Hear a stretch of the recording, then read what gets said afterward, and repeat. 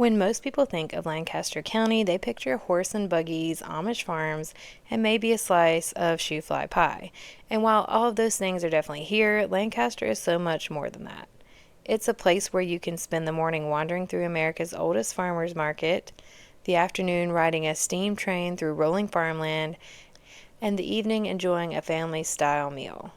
It's one of those destinations that's perfect for families, couples, food lovers, and honestly anyone who just wants to slow down for a few days. In this guide, I'm taking you through exactly how we spent the day in Amish Country in Lancaster, Pennsylvania. So let's hit the road. I recommend starting your trip in downtown Lancaster. It's easy to assume that the whole country is farmland, but Lancaster City has a lot of personality. The streets are lined with historic brick buildings, locally owned shops, cafes, art galleries, and restaurants. It's the perfect place to ease into your trip before heading out into the countryside. One of my favorite things about Lancaster is that it feels both historic and modern at the same time. You'll see buildings that are more than 200 years old sitting right next to trendy coffee shops. But before you do anything else, you're going to want breakfast. We stopped in on this day at the visitor center. Sticky buns, like cinnamon roll type things, and that's what we had for breakfast. But I also recommend Lancaster Central Market. It's not just another farmers market, it's the oldest continuously operating public farmers market in the United States. It dates back all the way to 1730, and it's been feeding locals ever since. They have fresh bread, cinnamon rolls, coffee, smoked meats, pretzels, pies. It's basically impossible to leave here hungry. You'll find Amish and Mennonite vendors selling everything from homemade jams and local honey to cheeses, fresh produce, baked goods, and handcrafted candies. If you've ever had a whoopie pie before, this is the place to get it. Whoopie pies are one of Pennsylvania's signature desserts, and yes, they're every bit as good as they look. I actually make whoopie pies at home. I'm a baker, and they are one of my favorite things. I eat too many of them, but that's another story. If savory is more your thing, you could get a soft pretzel, and if you love picking up snacks for later in the day, you can do that here too. So once you've had your fill of breakfast and maybe picked up a few treats or two, it's time to head toward what most people come to Lancaster to see, the Amish countryside. One thing you'll notice almost immediately is how quickly the landscape changes. Within just a few minutes, city streets become rolling farmland, white farmhouses, silos, and fields that seem to stretch forever. And you'll probably spot your first horse and buggy. The first time you see one, it's tempting to slam on the brakes and grab your camera, but try not to do that. These are real roads with real people going about their daily lives. I'll admit, when we first came here, I thought it was going to be a plethora of horses and buggies all around the place. And honestly, this time when we were here, I think we saw two or three. Before we go any further, let's talk about something that's really important. The Amish aren't performers and they aren't part of a living museum. This is simply their home. One of the best ways to show respect is by remembering that you're visiting someone else's community. You'll notice that many Amish avoid having their pictures taken because of their religious beliefs. Respecting that goes a long way. It's one of the reasons Lancaster feels so authentic. You're not visiting a tourist attraction, you're getting a glimpse into a way of life that's been preserved for generations. You'll want to stop at the visitor center in Lancaster. That's where we stopped, and we got a map. And the visitor center is really nice. The people there are very nice and informative, and they also have a little gift shop there. And that is also where we got our breakfast that morning at Mr. Sticky's. All right, we're at the visitor center at in Lancaster, the Dutch Visitor Center, because we're gonna go explore Amish Country. But there's a little Mr. Sticky's outside. It's like sticky buns, so kids are trying. What do you think? Good. Good. We got a regular and a vanilla frosted. If it's your first visit to Lancaster, there's one stop that helps everything make a lot more sense, and that is the Amish Farm and House. It's actually the oldest Amish theme attraction in the country, but don't let that fool you into thinking it's cheesy. It's surprisingly well done. You can take guided tours that will take you through traditional Amish farmhouse where you'll learn about daily life, family traditions, schooling, farming, and why different Amish communities sometimes make different choices about technology. One of the biggest misconceptions people have is that the Amish simply reject all modern conveniences. The reality is much more complicated. Different church districts have different rules. Some businesses use computers through non-Amish employees. Some families have cell phones for work but not inside the home. Others use battery-powered lights or generators. This decision usually comes down to one question: will this technology strengthen our community or pull us away from it? I found that really interesting because it's a much more thoughtful approach than the stereotypes most of us grew up hearing. After touring the house, take some time to walk around the farm. Depending on when you visit, you'll likely see farm animals, gardens, and demonstrations that give you a better appreciation for just how much work goes into maintaining this lifestyle. They have bicycles that you can ride around on and scooters. There's a designated track area where you can just ride around on the bicycles. They have farm animals that you can pet. We loved the goats. They have a playground. It's a really cool place. Very well done. Hello. Hello.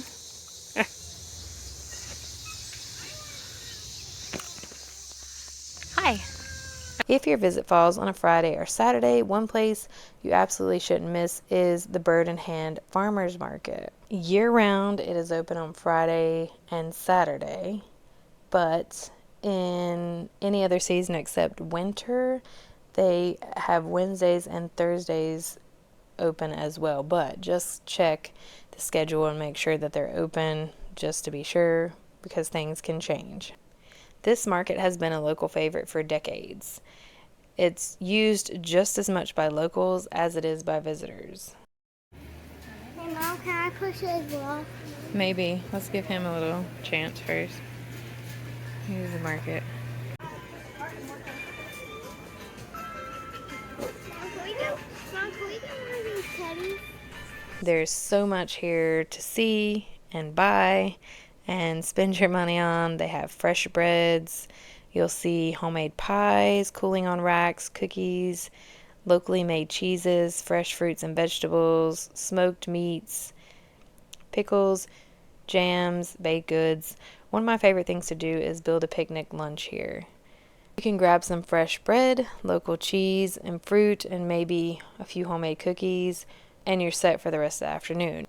If you're someone who loves bringing food home from your travels, this is also a great place to pick up local jams, apple butter, honey, or homemade noodles. We brought home a few different things from our trip. So one thing I love about Lancaster County, again, is just how laid back and slow things are. And not in a bad way, slow, just I find it refreshing because usually it's go, go, go all the time. So you don't have to rush from one place to the next. You can pull over at a roadside stand to buy fresh fruit.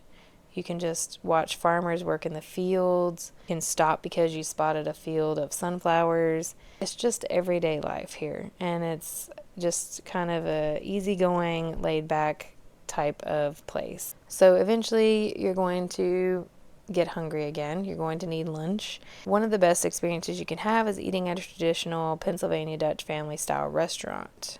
You can eat at places like Bird in Hand Family Restaurant, Katie's Kitchen, or a plain and fancy farm. If you've never had Pennsylvania Dutch cooking before, here's what you can expect. Tables fill up quickly. The portions are huge. There's so much food. Roast beef and creamy potatoes and corn and stuffing, just everything. Dinner rolls, all the stuff. And desserts. One of their the big desserts they have is shoe fly pie. It's something they're known for there. The Kitchen Kettle Village is one of the most popular stops in Lancaster County. It's a village made up of dozens of locally owned shops connected by beautiful brick walkways, gardens, and courtyards. Instead of big name brands, you're browsing handmade products created by local artisans and small businesses. Oh my God, it's a dog relaxing in the bed. There's like lots of people. Sheepies everywhere. So you can eat, you can find somewhere to eat. Oh, they have a Christmas shop. Can we go in the Christmas shop? Hey, I want to put a tip in there. He's pretty good. Can we wait till we get back out from the Christmas shop? Here's the Christmas shop here.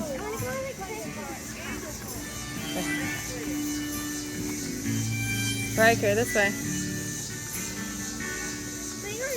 Yeah, this is the Christmas shop. There's like the baby Jesus.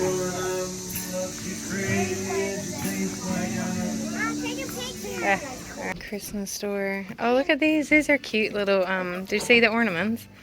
I got the pretzels, brownies. Like, I got breakfast, I got coffee. You can squish this. This one's a squishy.